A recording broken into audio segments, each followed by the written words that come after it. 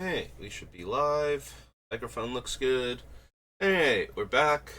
Doing more of my anniversary retrospective slash updating the decks. So, our third deck that we ever did was Braids Arisen Nightmare. So, here she is in all of her evil glory.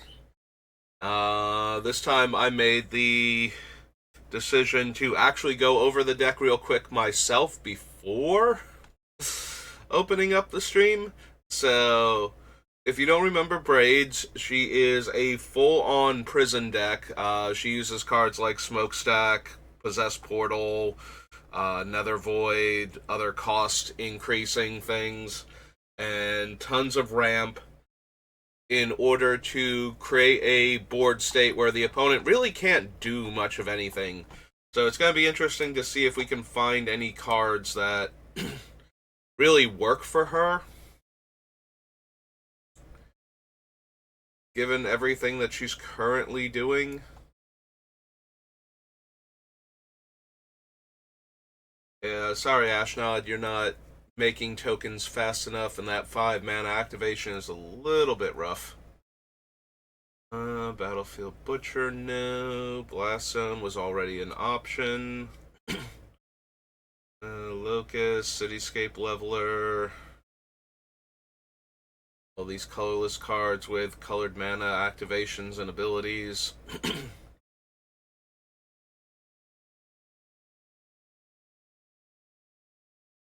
Need Demolition Field, already have Diabolic Intent. Don't need to put artifacts in our graveyard, and if we did, we'd have better options in Entomb anyway.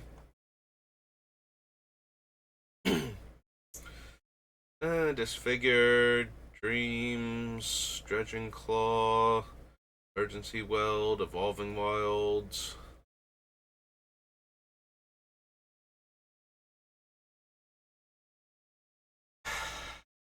I mean, there are a few cards in our deck that we don't actually care who controls them.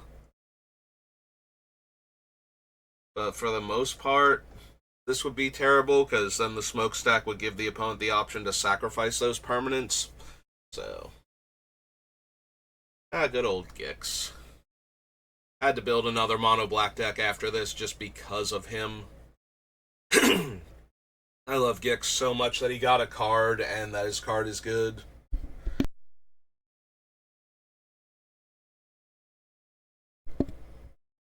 Okay. Cleared out my throat a little bit there.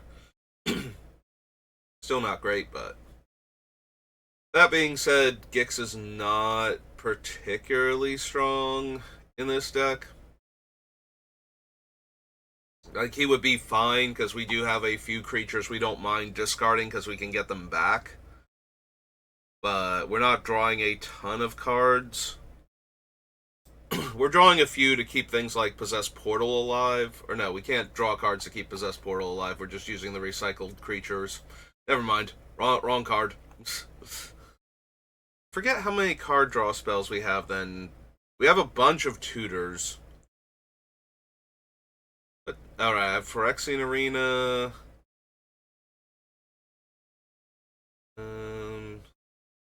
Yeah, it might have been that I just have enough recurring creatures where I can be fine not drawing a card for a while. And let Possess Portal keep ticking away at opponents' resources. Underworld Connections is another card draw.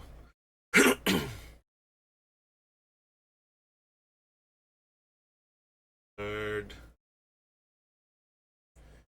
No, he's the one that just lets us make treasures. There's another one that lets you sack 3 treasures to draw 2 cards or something. Bolus Citadel, Great Creator, Murderous Rider, Feed the Swarm, Tegrid.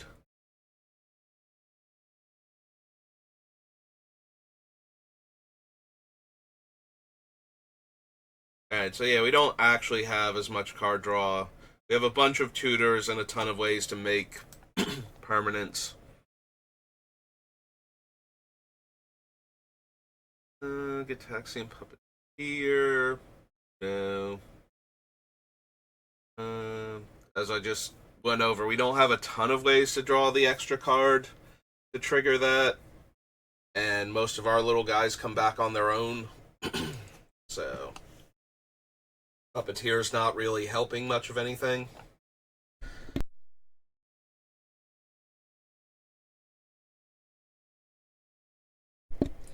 Hey, maybe that'll clear it out. Hey, 2 counters on creature, gains lifelink, destroy each creature with power 2 or less. Up to 2 creature cards from graveyard to hand. Each opponent sacrifices a creature with the highest power among creatures they control. Yeah, not good enough. I don't need Warplow for anything. Some realization, Gurgling Anointer.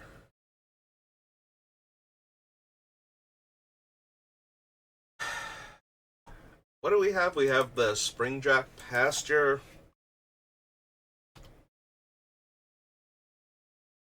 The taps had 1 or 4 tap make a goat.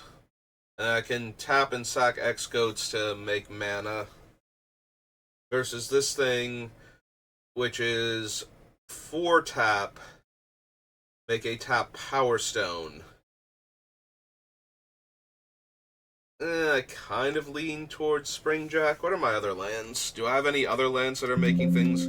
I need to double check this anyway in case we wanted Barrador when we get to it. Workshop, Strip Mine, Tomb, Wasteland, Coffers, Fetches, Dogmoth, Your Temple, Agadine's Awakening, Take Numa.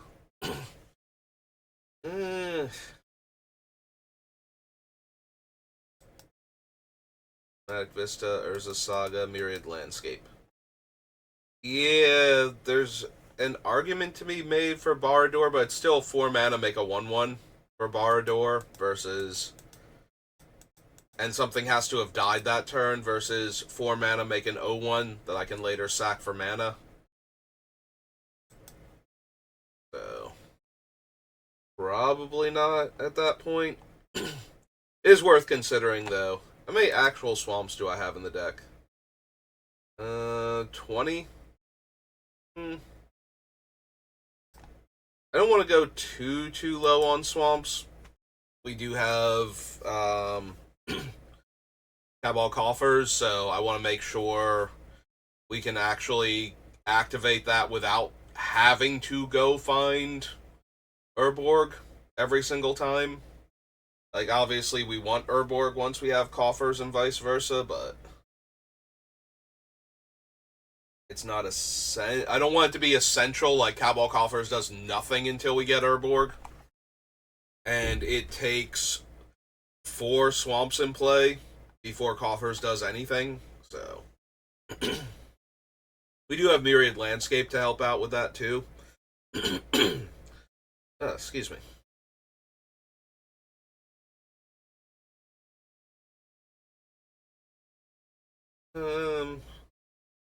Were we using any of the other exile creatures? I think we have Kalidas on the list for that. Trying to think if we have any of the other ones. Wait, before Time Spiral. Okay, so we don't have what's its name? We don't have Nether Void, or not Nether Void, Leyline of the Void. We do have Nether Void. That's not the card I was thinking of. What is our other graveyard hate? We have the. I was just up there. We have Grave Robber. Okay.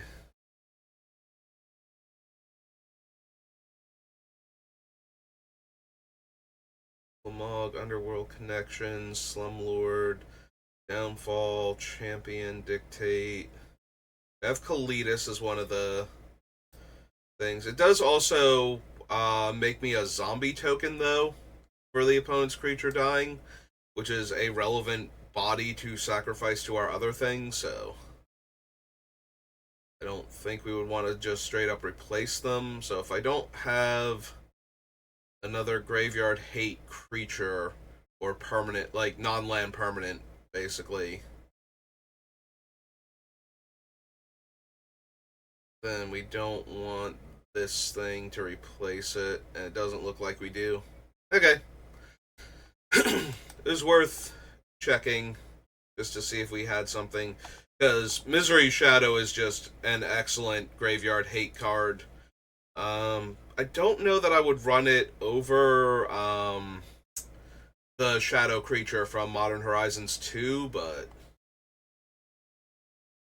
I'd probably still run that one over him because it's just a double black 3/2 versus this one being black and 1 for a 2/2. But they're both very good at hating out graveyards or recursion effects.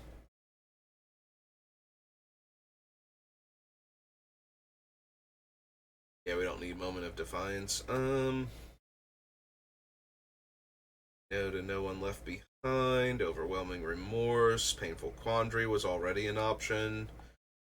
Don't need Flesh Gorger for anything.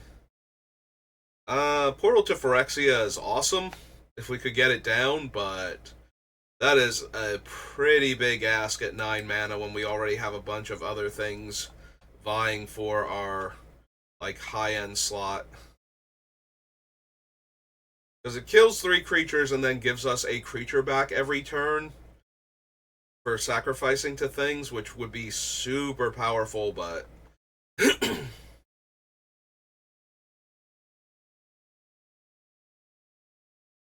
Herald of Leshrac, Nether Trader, Imp's Mischief, Ringjack Pasture. Yeah, like what other big expensive thing that helps lock the opponents out of the game are we replacing this with? Because I feel like we need to take out something else at the higher end of the casting cost. And so far, none of these seem like good things to take out.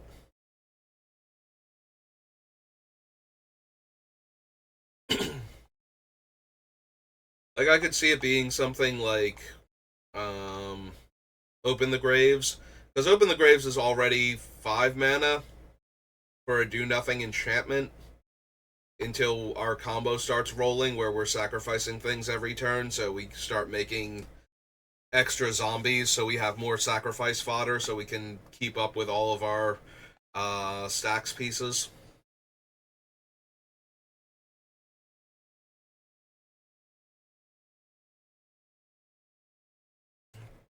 Like, I could see that being the thing, so we'll put it down as a possible upgrade to the deck. Remove Open the Graves. Add Portal to Phyrexia. The 9-drop art. These sack 3 creatures. And upkeep. I reanimate a creature. Throw that on there as a potential card to consider. That's one of the ones I would have to play with the deck a bit and see. So, draw a card, lose a life, has Unearth.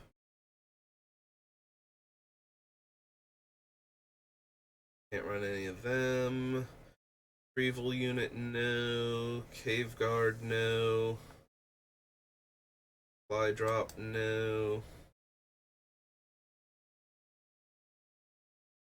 No. Power equal to its toughness enters the battlefield under my control. I can pay 1 to draw a card.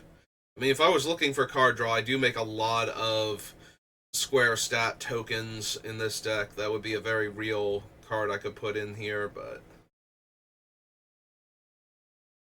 unequipped creature dies, draw a card, and equips for black. Again, probably don't need it. Alright, so that was War of the... or not War of the Spark. Brothers War. Wrong war, sorry. A lot of wars in Magic. So their commander set.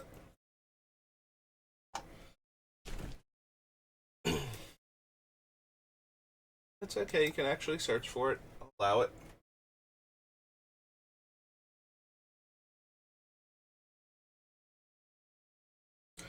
I'm not expecting to find anything in here, although Braids does run a fair number of artifacts, so she's not completely against cards that care about such things. She just does not have a ton of artifacts that she cares about. Lose X life, create X tap Power Stone tokens, and all creatures get -1/-1 for each artifact you control. See, that's playable, but I don't think I need it. Ooh, excuse me. Wire Surgeons. Each artifact creature card in your graveyard has Encore. Equal to its mana cost. Choose target player, create a tap Power Stone token for each non-land card in that player's graveyard that was put there from the battlefield this turn.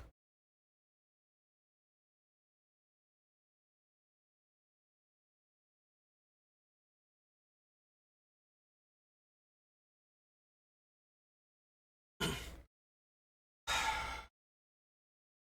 think we have better token makers in the deck. Like, almost every token maker we have is repeatable. This guy is not. He can make a bunch of tokens at once, but for the most part, that's only going to be true on turns where we were going to, where we're already winning anyway, because the opponents are putting so many of their own cards into the graveyard. So, can't run those two. Don't need Brawler. Top 8 cards of your library, put up to 2 non-creature artifact cards with total mana value less than or equal to the sacrificed artifact's mana value from among them onto the battlefield, and the rest on the bottom of your library in a random order. No. Can't run the shop. Permanents you control have Ward 2. Beginning of your end step, mill 2 cards and exile a non-land card at random. Yeah, no, I like a lot of the cards I'm intentionally putting in the graveyard to get them back. I would not like to exile them at random. Thank you, Artifact. Alright. To the Transformers cards, of which there are 2 that are mono black. Blitzwing and Starscream, yeah. So, yeah, I don't need either of them. Don't care about the Monarchy, and I'm not running Wound Reflection or any similar cards anyway, so. Alright, so that was the Brothers' War. After that is Phyrexia. All will be one.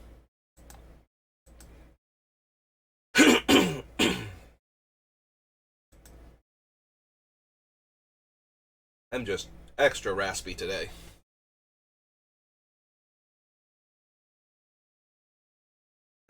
Don't need the Edifice, Annihilating Glare, no to Archfiend. The Skitterfang, Basilica. Oh, right, we can't run the spell bombs that aren't black. That's one of the white ones. One of the white ones? There are multiples? That's the white one. Death Touch Toxic.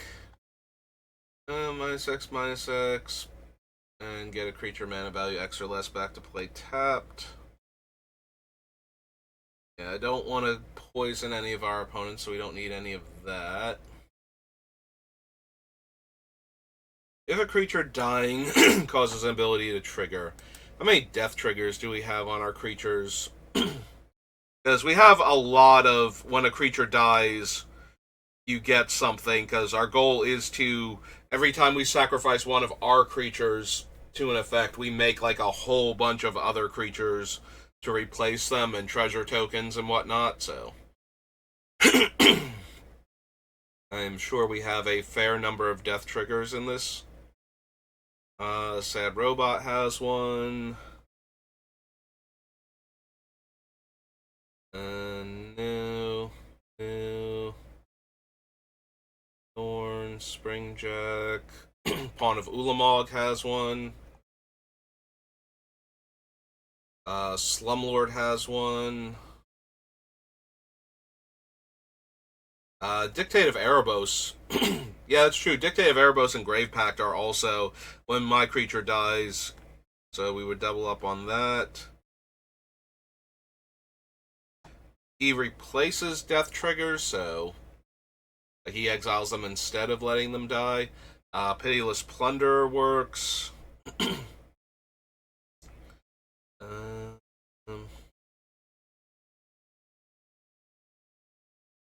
Yeah, it's supposed to be when an opponent sacrifices a permanent, not dies.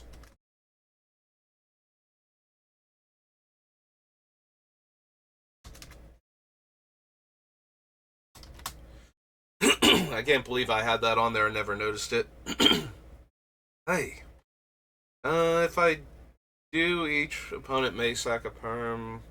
There's a type. Yeah, that's not actually a death trigger, so that's not helping much.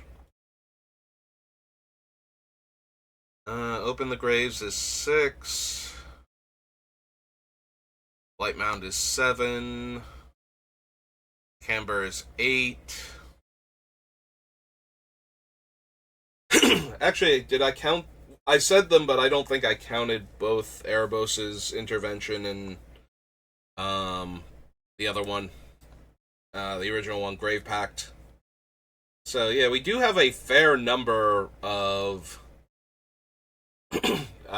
permanent, like, things that trigger when our permanents die. Oh, excuse me.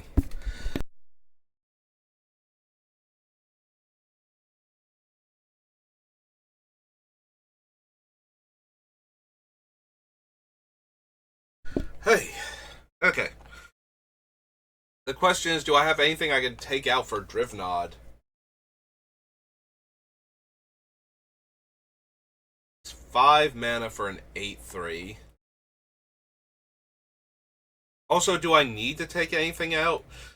For the most part, I just need something that replaces, like, my permanent dies, I get another permanent. So I can do things like Smokestack every turn, or activate Braids every turn. And that way, if my other stuff dies, I still have bodies left behind to replace the ones that I'm losing.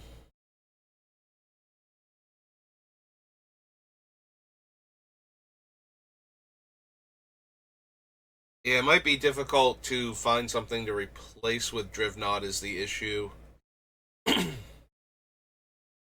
Because our main things, like, yes, when we have Dictate or um, Open the Grave, not Open the Graves, Death Pact. No, wait, that's the removal spell. No, that's Slaughter Pact. Wow, okay. Grave Pact, that is the card. Grave Pact is the card. um, we get double triggers for that, so opponents have to sacrifice more stuff. That's it, though. Like, the rest of them are giving me extra things to sacrifice, but I don't know that we need extra stuff. Drivnod is definitely a card that works in the deck. I just don't know that he's needed, and the biggest issue is I would probably take out one of the cards that makes tokens when my other things die, because that would be the easiest way to replace a card with him. And yeah, I don't think I need to. It was worth considering at least, because Drivnod has a good ability for what we're doing, but most of the payoff is making the opponents sacrifice their stuff, not us getting more stuff. Us getting more stuff just protects us from our own things, so it's not necessary.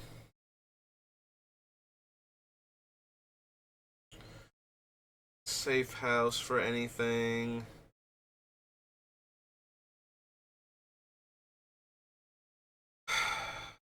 So, Mirix is way cheaper to make a dude than Springjack Pasture, and by way cheaper, I mean it costs exactly 1 mana less, but the tokens are worse. We don't need to attack, like, by the time we get to the part where we're attacking our opponents to death, they are so locked out of this game that they have probably conceded anyway. And they're just making me go through, like, if they're making me go through the motions, it doesn't matter what we have to kill them with. And the goats can actually block when we need them to. Like, if this was 3 mana make an 0-1, with no abilities, I would immediately replace Springjack Pasture with this. Like I would rather have a thing that's making 0-1 defenders for 3 mana than a thing that's making um 0-1s, but I have to spend 4 mana on them and then I can get more mana back later on if I need to.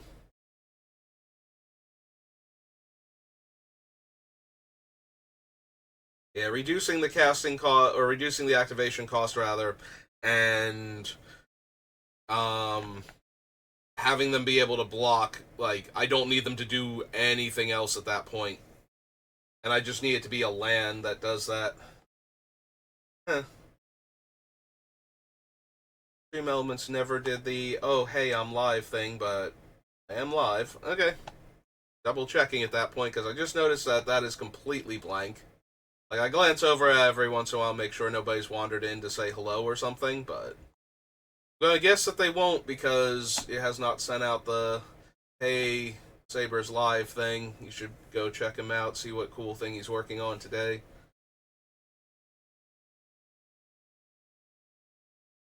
I don't need the Staff of Completion for anything. Forge and Frontier, Tablet of Completion, Testament Bearer. I think I need the Dross Pit.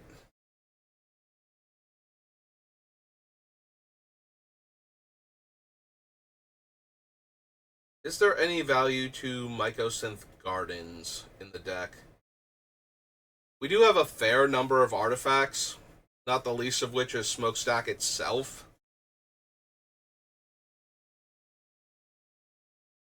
Are we running Crucible of Worlds to get back our lands that we're sacrificing? I assume that we are, yeah.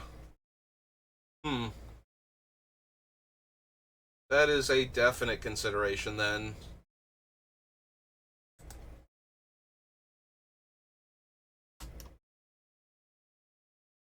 Go synth. Yep, okay.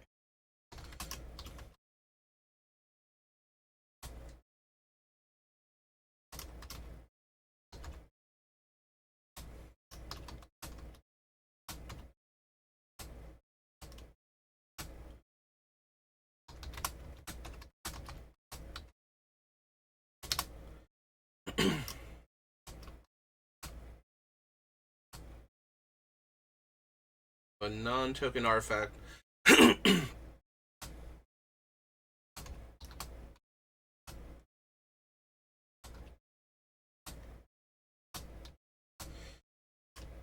Or less. Yeah, I definitely think that one's worth considering. We have a lot of useful artifacts that we could turn this into. You know, it becomes an extra Sphere of Resistance effect if we need it to be. It can become an extra Jet Medallion to reduce our casting costs to make our things more playable.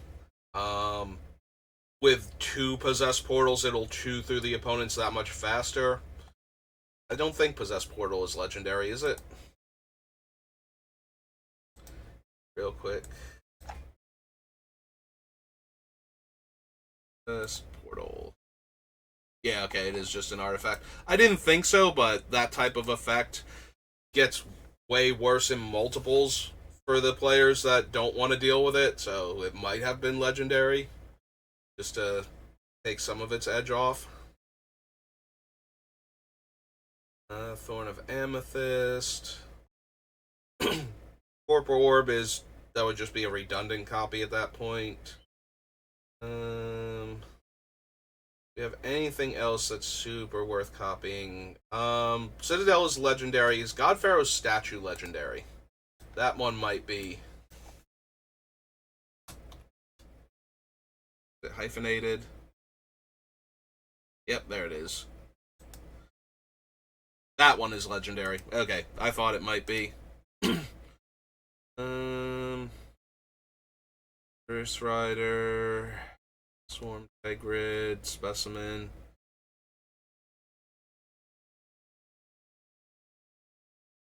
Sundial would be okay. Oh wait, Sundial's redundant. Strionic Resonator is the one I was thinking. I saw Sundial and I was thinking Strionic Resonator. Strionic Resonator would be a decent one to copy.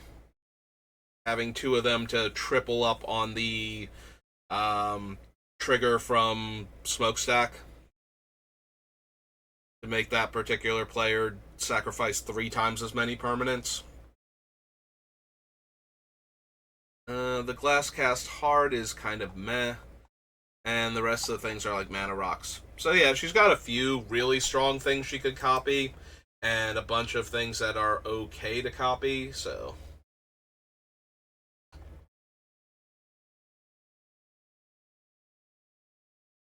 Don't think we need Vraska. And I don't need Zenith Chronicler. Okay. That was all will be one. Then we do this matching commander set.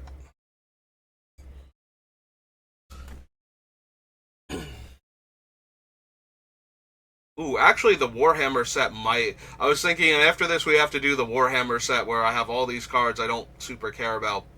But Braids does have a handful of very potent artifacts, so there are cards I might actually want from that thing. Not the least of which is the Scepter of Eternal Glory, since she's mono black. Draws X cards, loses X life, X is the number of artifacts you control. Yeah, I don't really need that. Need the summons, don't need the outbreak, and I don't need the sphere. Okay. Alright, so that's Phyrexia, all will be one. Next is March.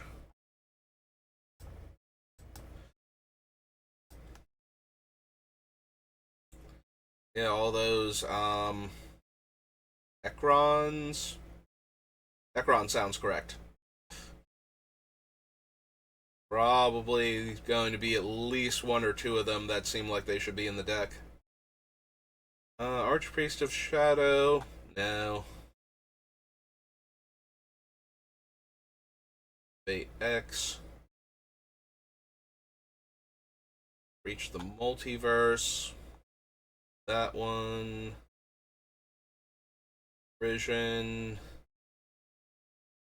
Deluge is not terrible, but it's not the best either. Also, we have to attack it to death, so that might be an issue. Depends on if we could find a player that doesn't have a ton of stuff to be the defending player, so that way we can comfortably attack into it until it flips. The Invasion of Innistrad might be a thing.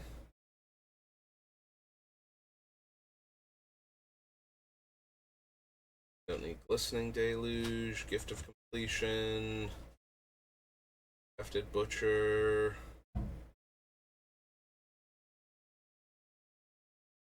We don't need Hoarding Broodlord. It would be fine in the deck, but I'm not running like Runescar Demon or the one from what's its name? Kaldheim.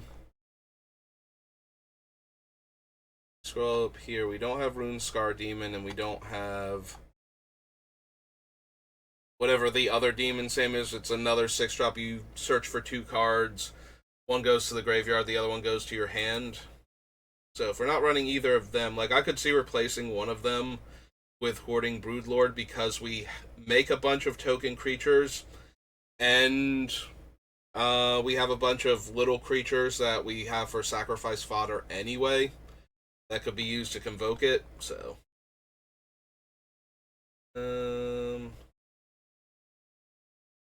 Eldraine. I don't think we need Fiora. Innistrad, like there's a world where we run that. And we don't need Ravnica because we don't have double color spells, so.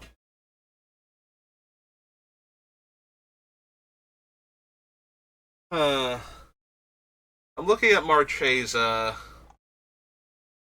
Now I'm scrolling back up to Fiora, so it's one or both, so we have to destroy either all legendaries or all non-legendaries, even if that's worse for us than not doing anything with it.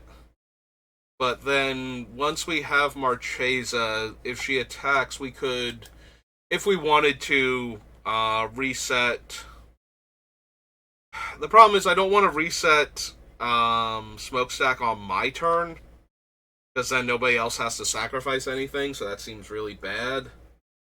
So the only thing I'm resetting is Herald of Leshrak's cumulative upkeep.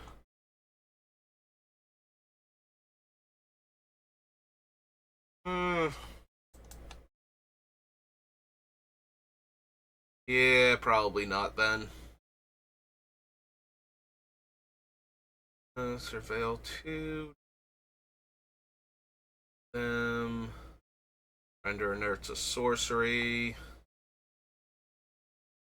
Sheoldred. Enters the battlefield, each opponent sacrifices a non-token creature or planeswalker. And then 5 mana, exile her, return her to the battlefield transformed. If an opponent has 8 or more cards in their graveyard. For each opponent, destroy up to 1 target creature or planeswalker that player controls. Each opponent discards 3 cards, then mills 3 cards. And then I get all creatures from all graveyards under my control.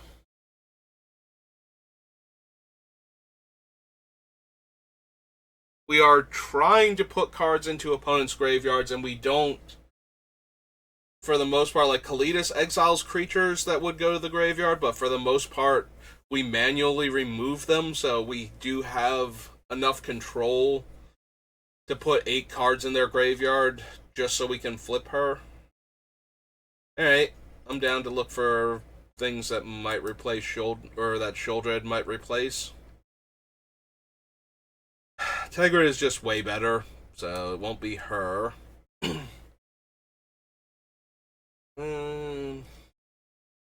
Looking for creatures and removal that might be better off as Sheoldred.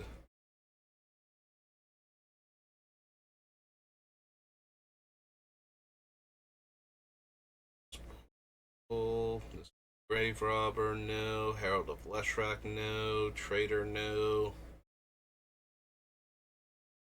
We want it to be one of the permanents that sits in play and generates value. Or we want it to be a removal spell, because she is kind of a removal spell. She's an edict when she comes in. Downside is we do run Torpor Orb, so she might not even be an edict, but the rest of her still functions.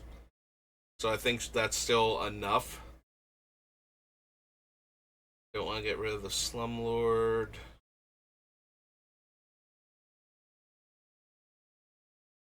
I think Kalitas is just a tiny bit better because it's making bodies.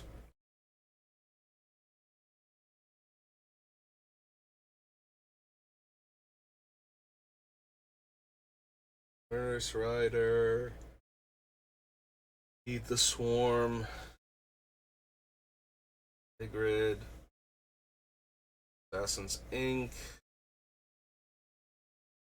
Braids, Cult Conscript, Imperial Seal, Grim Tutor, Sundial, Resonator, Open the Graves.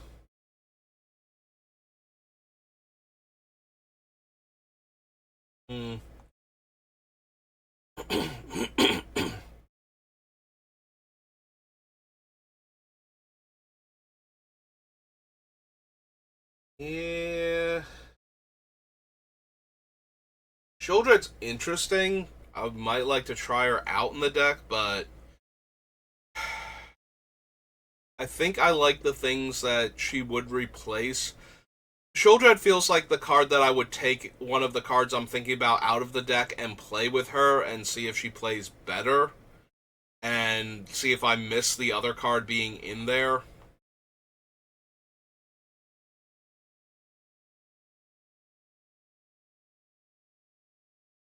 Because the cards I'm thinking about taking out are things like Assassin's Ink. Because although Assassin's Ink can get down to 2 black, so maybe it'd be Hero's Downfall at that point.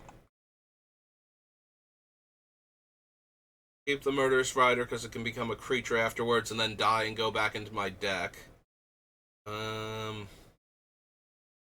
Bleedus is a possibility.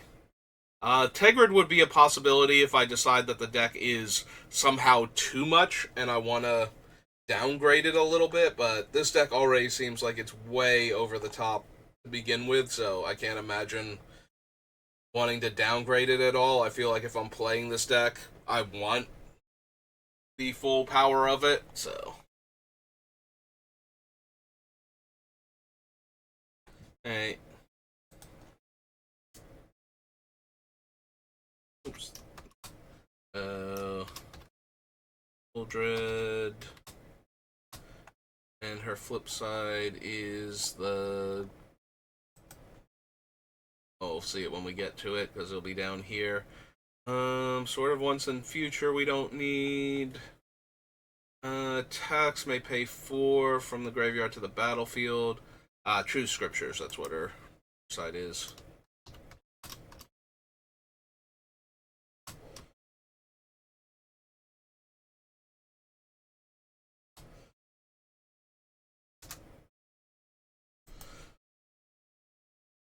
Yeah, she feels more like a replacement that I would consider if a card isn't pulling its weight in the deck, and I need a replacement for it. I might consider Sholdred. Alright, so that was March. Now we do March Commander.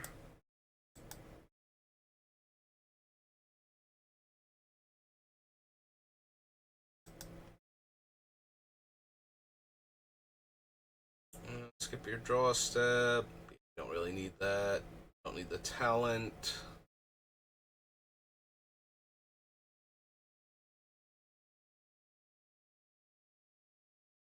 I've got to be honest, if I were already running Grave Titan, I might go for Blight Titan, but I don't think I am. Yeah, he's not on the list. Okay.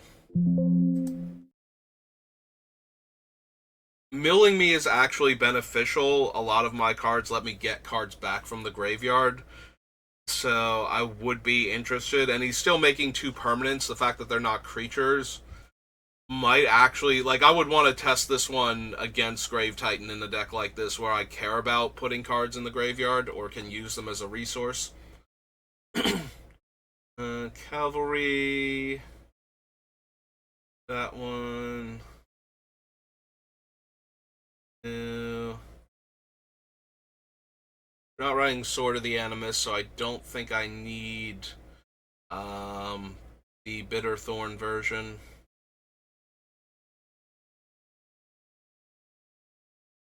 And we don't need Ichor Elixir for anything. Okay.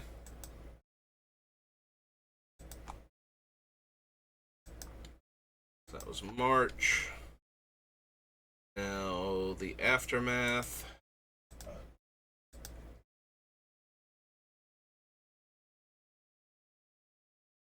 Deals combat damage to... Oh, right, the Demonic Tutor when it has exactly the right number of counters. Plot out. Rattle Oni, no.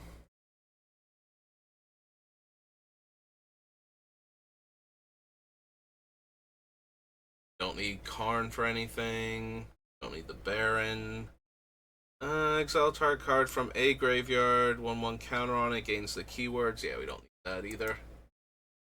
Alright, so that was March of the Machines Aftermath. So we just have the Warhammer set. And the Lord of the Rings.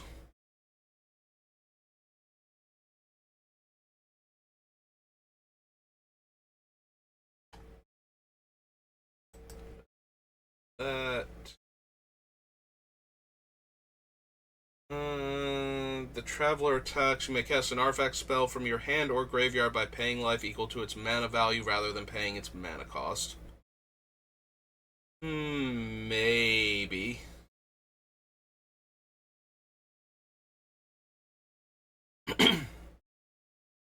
Biotransference is okay.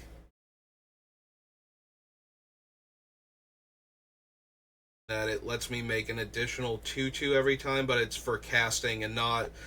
Some of the dead creatures just come back. A couple of them can be cast, though, so... Chronomancer. No. That creature dies this turn. It's not really where I want to be. Each opponent loses 2 life. Then for each opponent who has less life than you, make a 1/3. I don't gain life, and I do use my life as a resource in this deck, so there's a very real chance I won't be making as many creatures as I could be with that. Also, it's another 5 mana creature, so I would need to find a replacement slot for it. Each player sacrifices a creature. It has Unearth. I think so. No. Mandate, I think. Beginning of your end step, you may pay X. If you do, create X 2/2s with Menace. X can't be greater than the amount of life you lost this turn. I do pay life for a bunch of things, but that's also, like, I pay life at various points in time, so I can't guarantee I'll have the most life, but it's not essential that I pay life for anything either, so I can't guarantee that he'll activate. So neither one of them is particularly strong. Destroy up to 1 target creature, and target player mills 3 cards. We're doing better than that with other things we have.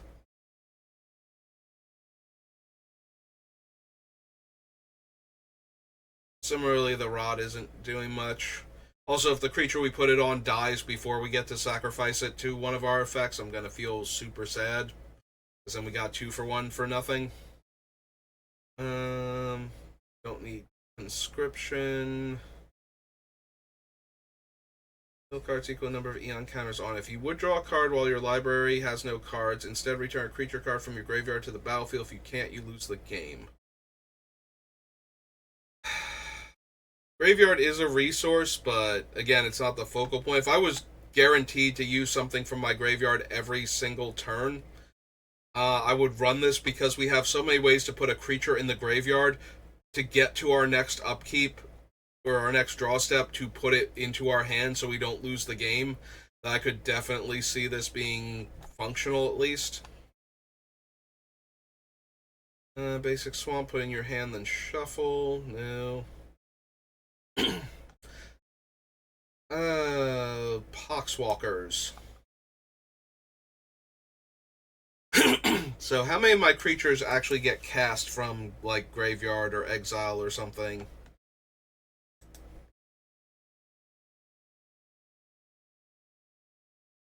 Dark Ritual. Void, Necro, Vamp Tutor, Mindstone, Grave Pact, Sphere. Cards that let me cast from anywhere other than my hand. Herald of Leshrac, Nether Trader. Just reanimates itself.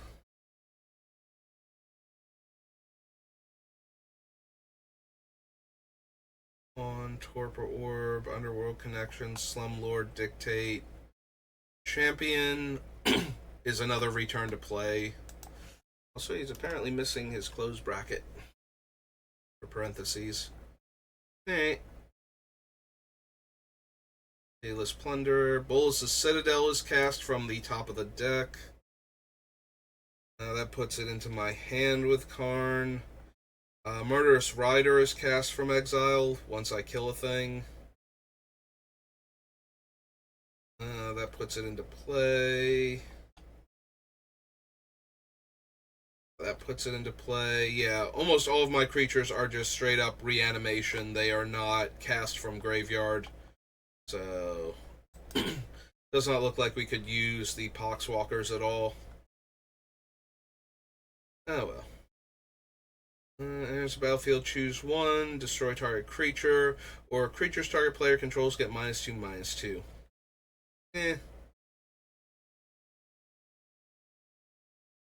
Or another non-token artifact you control. Alright. Gain 1. Enters the battlefield, create 2 of those things, and then unearth. No.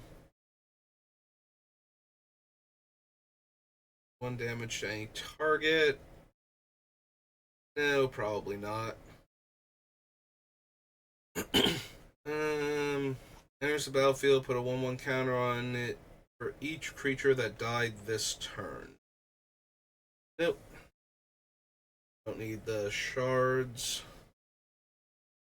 I mean, they're fine, but I'm not going to spend 7 mana for the one that has to attack for the opponent to lose a non-land permanent. Artifact enters the battlefield under your control, gains first strike. No. The Bile Piper.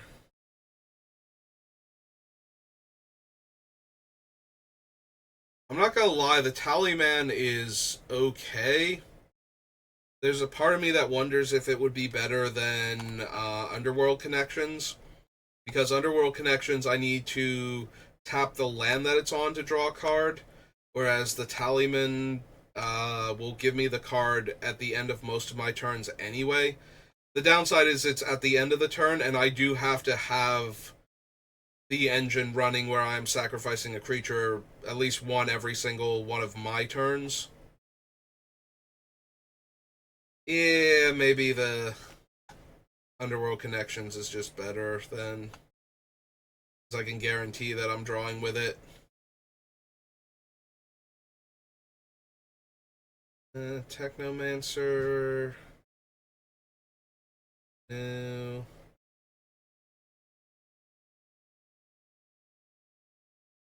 X, tap 2/2s, then you gain life equal to the number of artifacts you control, but it's quad black before we get.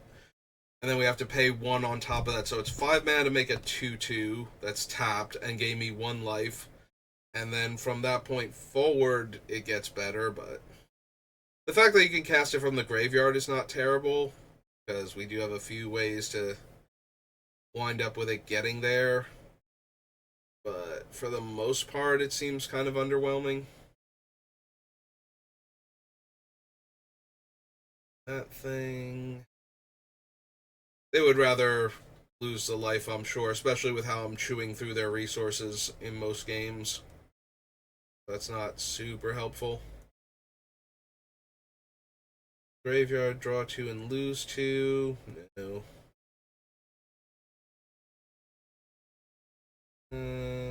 Choose an opponent. Creatures attacking the last chosen opponent have menace.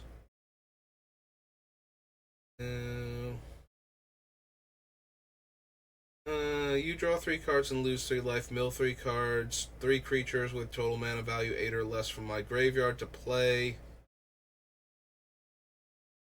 It's kind of hard to, like, we have a few value creatures that are in, like, the 5-drop range, so the other thing we're getting back is probably going to be a creature we could have gotten back anyway. Also, we're paying 6 mana, so. Enters the battlefield. Oh, that's the Graveyard Eater. Takes a bunch of 1/1s. Enters the battlefield on your control. Draw a card. Oh no, that's the one from the graveyard, then they exile. Yeah, I don't have a way to keep reanimating it to keep getting back the thing consistently. Because it just has to enter the battlefield from the graveyard, which means if you're reanimating it and sacrificing it and reanimating it, you keep exiling a permanent each time, a non-land permanent. But yeah, I don't think we can do that with any consistency. We don't have Burnished Heart, so I'm guessing we also don't need the... Yeah. We also don't need Canoptic Wraith then.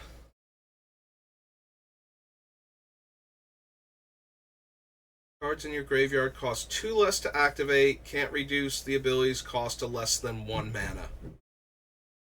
Oh... Would we even care, though? So we have a lot of things that increase casting costs, with the mentality that what's going to happen is we're going to sacrifice these other permanents and then bring them back by spending mana because we can't cast spells because everything costs too much anyway once we have enough things in play, and the goal is to just keep recycling those things until we've destroyed all of our opponent's permanents by feeding them to a smokestack effect. In the meantime, opponents can't really do anything because they don't have enough mana to cast their spells. So it's not terrible though. Like, making the things cost less is a very reasonable thing to have. I just don't think we have room for them. I don't need to, like, there's no infinite combo loops where we're getting the thing back and sacrificing it over and over again for value. Like, we might be able to get to the point where we can do that, but I guess technically the sacrificing it over and over again for value is the number of tokens we're making behind it. Like, if we have to spend one black mana to get back reassembling skeleton, for example, and every time it dies, we make like a 2/2 zombie and a treasure token, let's say, because we got a bunch of cards that do things very similar to that. So let's say we're making a creature token and a non-creature token. I don't have ways to sacrifice my things for value for the most part outside of Braids and as fodder for um the smokestack effects. So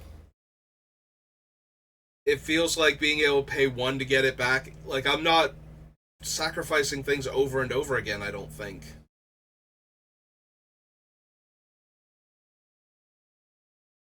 Where I have like a free sack outlet for my creatures.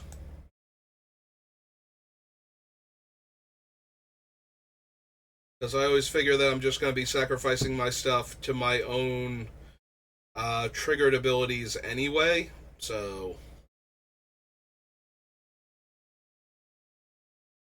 yeah, I don't think we actually have anything that lets me sacrifice stuff just for value. Okay, so yeah, we don't really need the cost reduction then. Because we can only get them back once per turn anyway, so reducing their cost to activate isn't going to have as significant a benefit as I would like it to. I don't need the Knight Paladin. Attacks, mill 3 cards, and then make a 2/2 for each creature. Think so. No. Alright, let's take a look at our mana rocks, because I'm probably down for the Scepter of Eternal Glory in a monocolor deck over something. So we have Dark Ritual, Mana Vault, Soul Ring, Workshop, Strip Mine, Nether Void.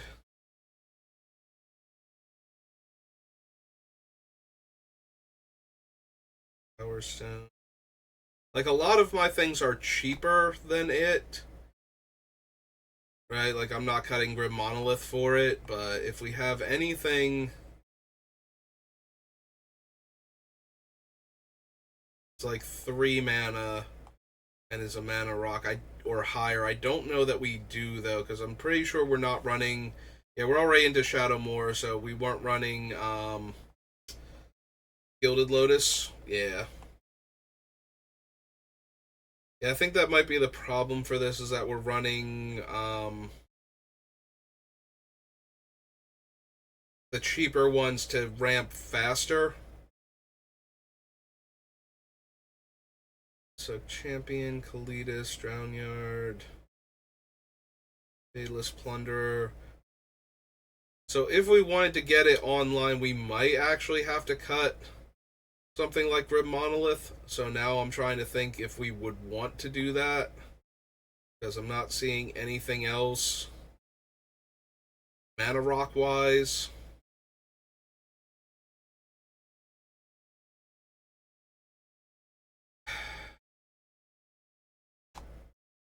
We don't have something like Mind Stone on the list, right? That we're just using. Because we don't have Felwar Stone. You have Mind Stone if I wanted to do that.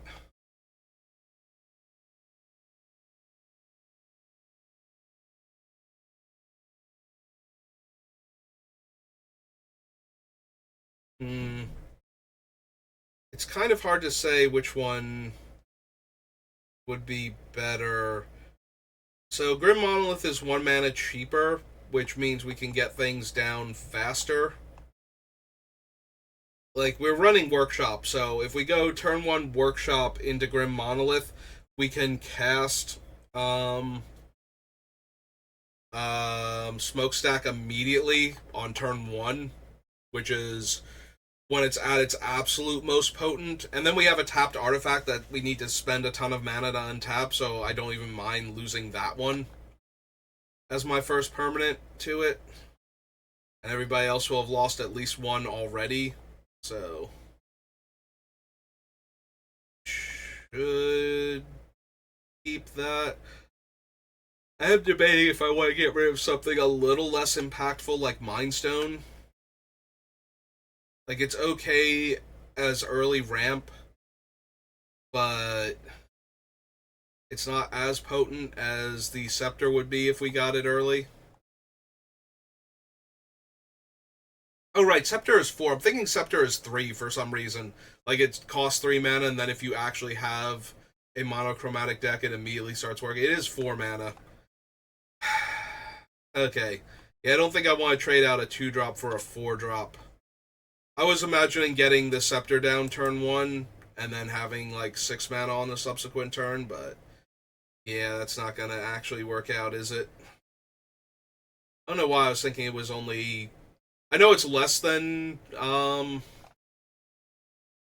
Lotus and whatnot, so that was a card I would replace it with, but we are not running any of the higher ones, so yeah, I think the 4 mana is gonna keep it from making the deck then. Create 2 2/2s.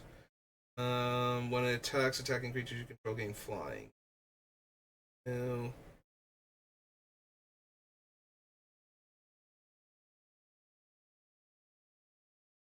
I don't think we need the Tomb Fortress. Like, I don't think it's better than any of the other reanimation lands we're running.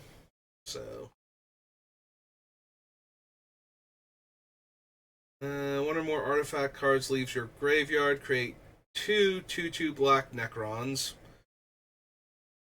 How often am I reanimating an artifact, though? I don't think that I actually am very often, if at all. Creatures, absolutely. So we would need the effect that makes all of our creature cards into artifacts when they're in other locations, and then when we do that, we would get 2 2/2s, but that seems like too many hoops to jump through to get another card that's making me tokens when my stuff does things, when I already have a whole bunch of cards that made tokens for them dying in the first place. And put an artifact, creature, or vehicle from among the cards milled into your hand. Alright, so it was one of the early cards. Yeah, this guy, when he attacks, I get an artifact. I can cast an artifact by paying life instead of its mana value. I can cast from graveyard, which is marginally helpful with things like... Well, first of all, any artifacts that I wind up sacrificing, being able to get them back is helpful, but we could get back the Mind Stone to draw more cards. We can get back Smokestack when it inevitably gets destroyed because it's ruining everybody else's fun.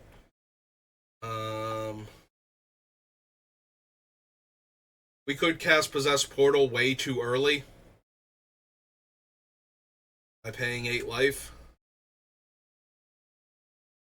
Yeah, getting it back is fun, but skipping out on the original casting cost is kind of a big game.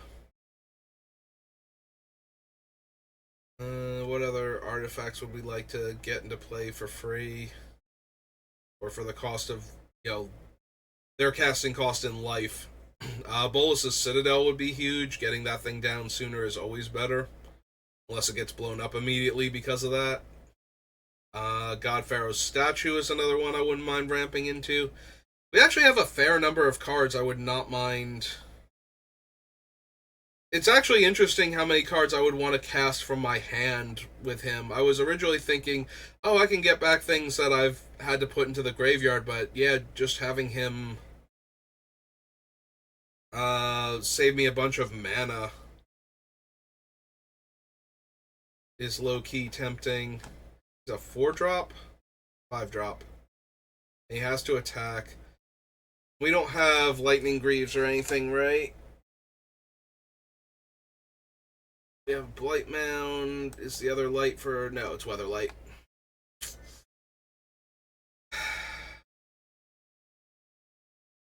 Yeah, the downside to him might be that he has to attack. And that he's very vulnerable for that turn. Like, a lot of our other cards really don't care. They just want to be in play to get sacrificed. He needs to be in play for a full turn cycle and get to turn sideways in order for his thing to work, so... He was interesting, though. Like, I could definitely see him having made the deck if I had other cards in it instead. Because I do have a lot of expensive artifacts I would like to bypass their casting cost on, so... Alright, to the Lord of the Rings, then. See what we can find. Search, it's okay. There we go.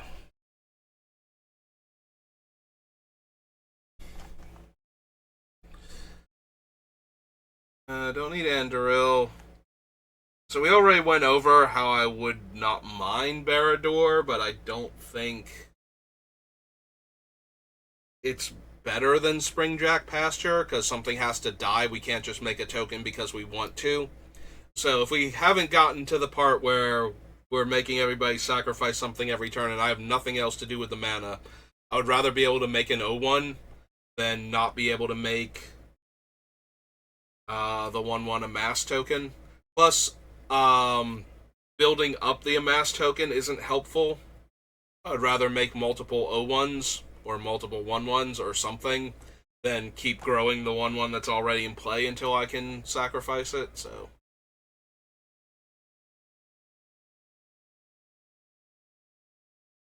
Don't think I need any of these.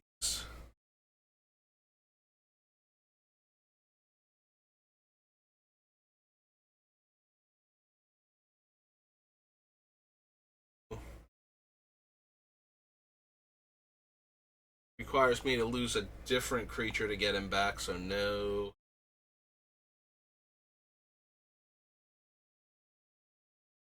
No. Is the Deadman better than one of my other creatures that cost this much to get back? Because it is giving me a scry, and the power and toughness isn't super relevant. Alright.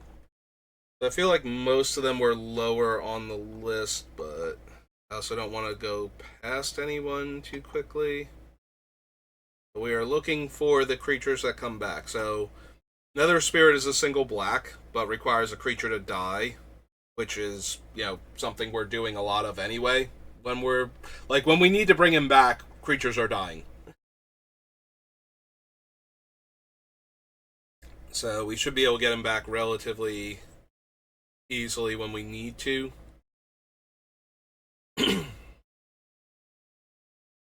So champion requires me to attack and cost 2 mana to come back, so maybe him.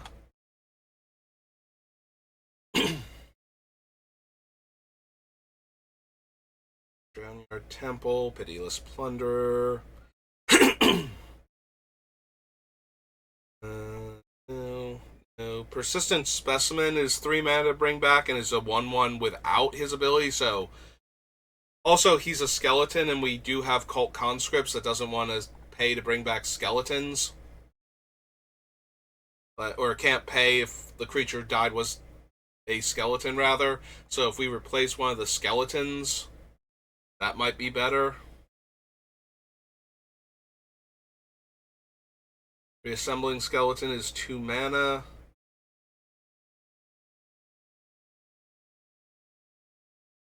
Yeah, no, I think just straight up replacing one of the reanimating skeletons would actually help the cult conscripts out. Because then the creature dying isn't a skeleton anymore. And this one is just a straight up upgrade, since we don't care about the creature type.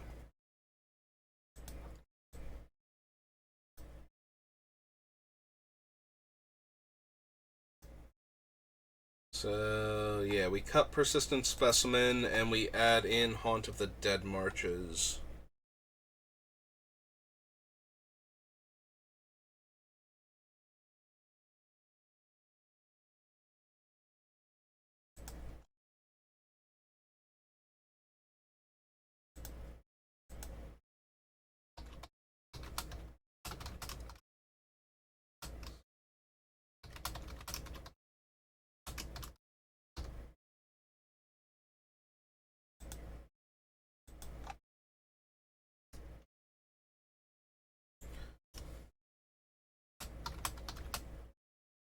Oops.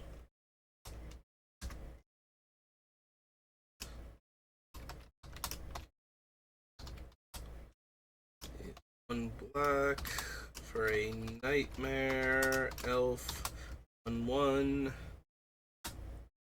Oh wait, we have to control a legendary creature for the. I'm like blanking. I'm thinking it's like, oh, 3 mana, bring it back. Right, it needs a legendary creature.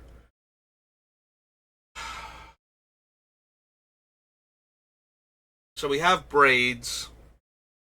What are our other legendary creatures? I'm completely derping on the requirement to bring him back being a legendary creature in play. Wow. How many times have I played with this? Like, I don't even call it by its proper name. I just call it the Dead Men all the time when drafting.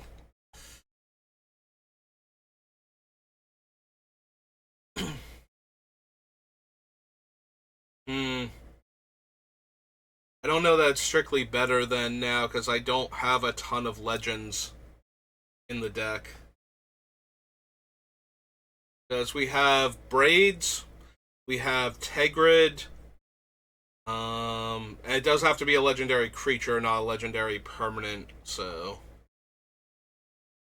Yeah, I completely forgotten how many drafts have I done of Lord of the Rings, and how many times have I drafted Dead Men. Like, alright, this thing comes back all the time because I usually have a legendary creature out. But that will not be the case with this deck. I have Kalidas is 3. Karn's a Planeswalker. There's Tegrid. So we have 3 legendary creatures right now, and one of them is only like, so we have our commander. Oh, we also have Kambar the Plunderer, so we're up to 4. Who? Yeah, okay, maybe we can't do Dead Men then. Like, I need to be able to get this thing back even if Braids dies.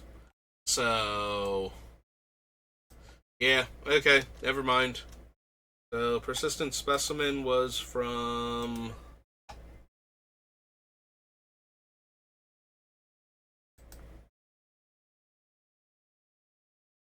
Was from Crimson Vow.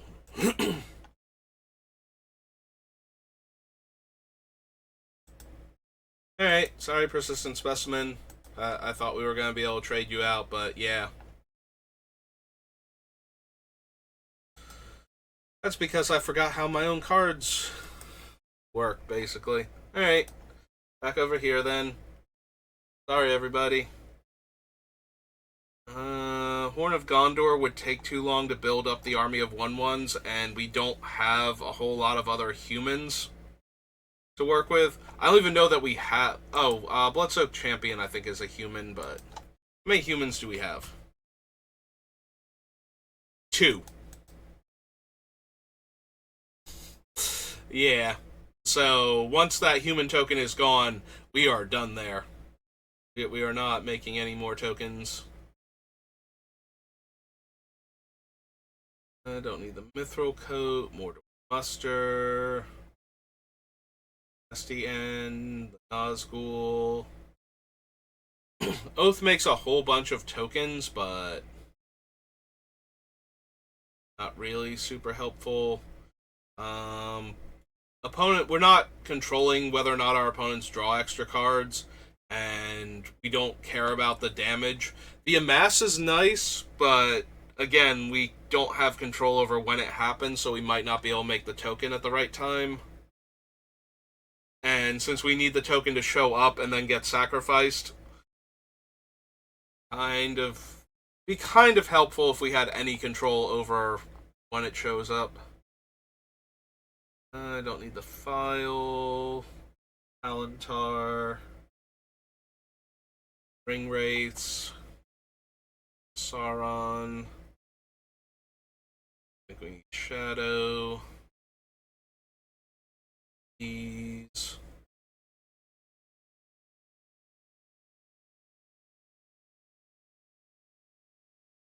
We could theoretically run the One Ring because we sacrifice permanence a lot, so we could get rid of it if it became an issue.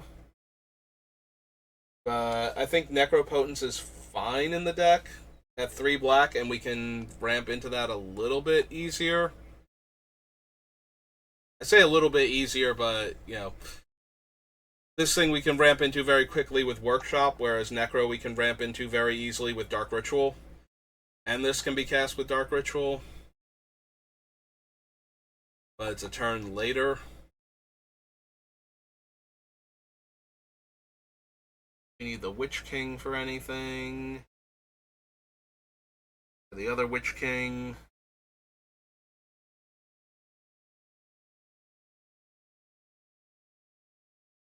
The One Ring. See, I could see replacing Black Market Connections with the One Ring.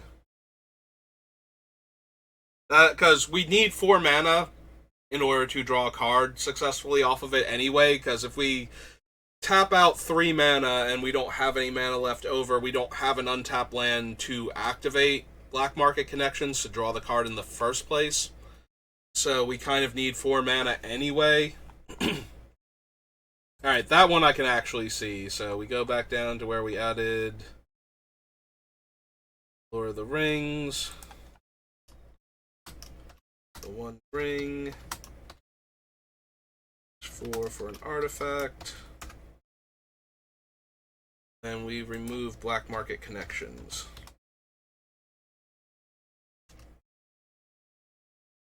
Underworld Connection, sorry. Wrong. Similarly named. Alright, so we cut that.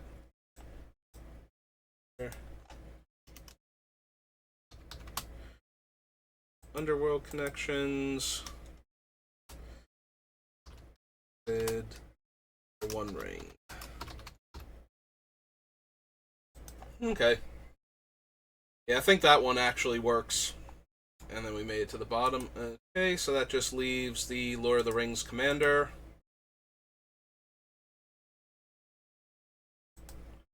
And then we will be all done with Braids.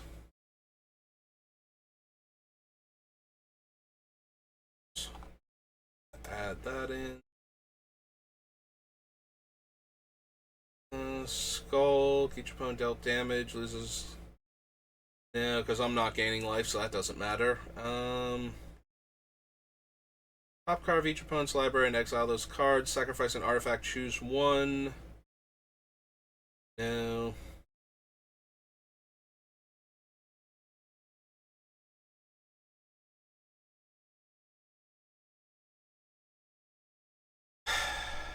Is Shola better than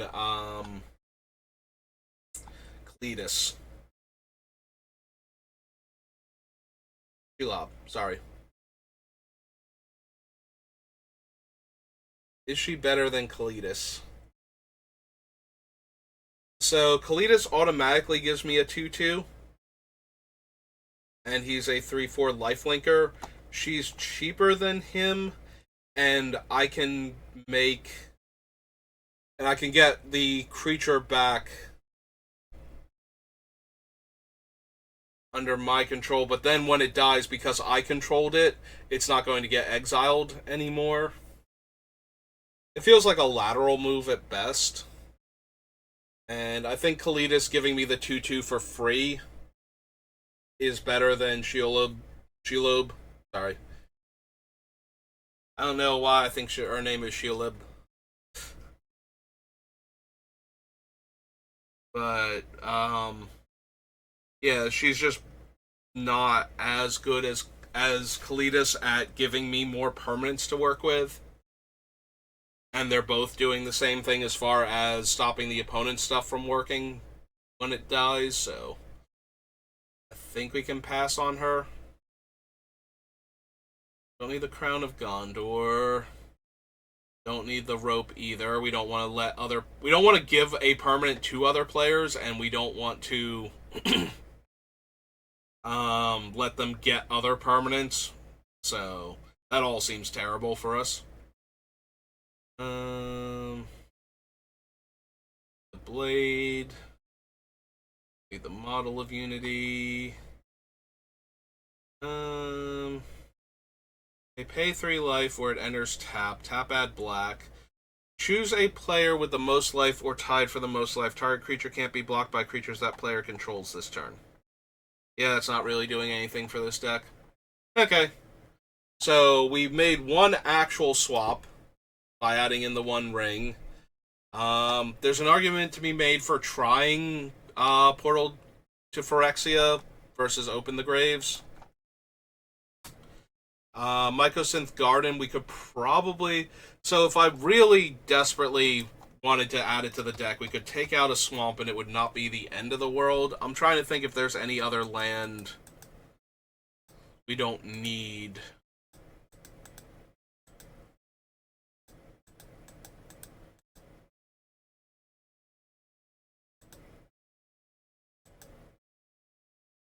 Like, I could see it replacing Agadeem's Awakening or Takenuma. It might just replace Takenuma. Like, it's a fine card, but it's not necessary. Alright, we still have Prismatic Vista, War Room, Myriad Landscape. Okay.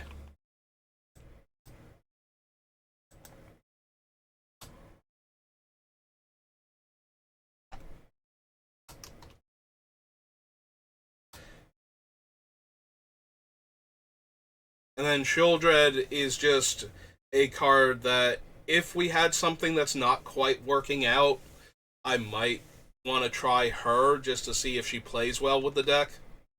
Because she is certainly capable of flipping in this deck, but I don't know if she can do so while she's still relevant. So, that would be more of a playtest thing than anything else. Alright, well, that's Braids. And we're at an hour and a half, so I think we're going to stop here for right now. So thank you for watching. I hope you are enjoying my retrospective look at all the decks we built in the past year and what cards we might want to add in from sets that came out after they were done. And I will see you all next time. Have a good rest of your day.